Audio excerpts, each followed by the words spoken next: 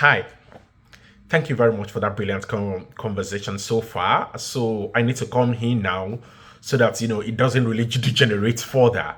I want to start by first saying that reducing emission is a collective responsibility, regardless of your cultural background, regardless of geopolitical zone or religious belief. And I will start by giving us a data to set the tone of the conversation.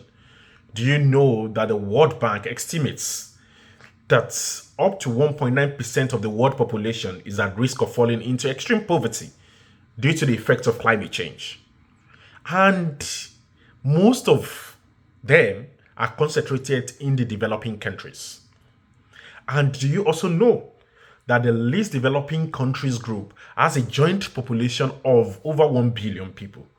And despite the fact that they have this population of more than 1 billion people, they contribute less than 1% of global CO2 emission. So, without being economical with the truth and without being hypocritical about this, while I quite understand the concerns of my fellow American brother and the concern of my fellow Indian brother as well, there's a need for us to make sure that humanity comes first in some of this. We are all genuine.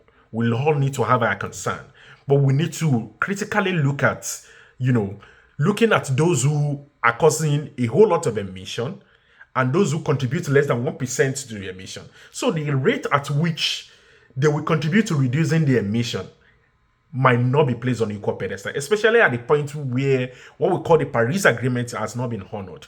We are at a point where the 100 billion pledges has not been honored, as a point where there has not been adequate climate financing for the developing countries, because their economy are based on some of these things. So it will be hypocritical for us to say, okay, fine, trash the economy, then adopt some of these methodology to reduce climate emissions. So I think what we should do going forward is that as change makers, we need to work together. All hands must be on deck.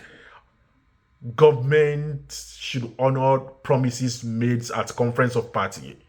COP27 is also currently going on in Egypt at the moment as well. Enough of the talk shows. Some of these conferences should move beyond, photo hubs, sharing cards, meeting people, or flying down, to converting into real conversation and real actions.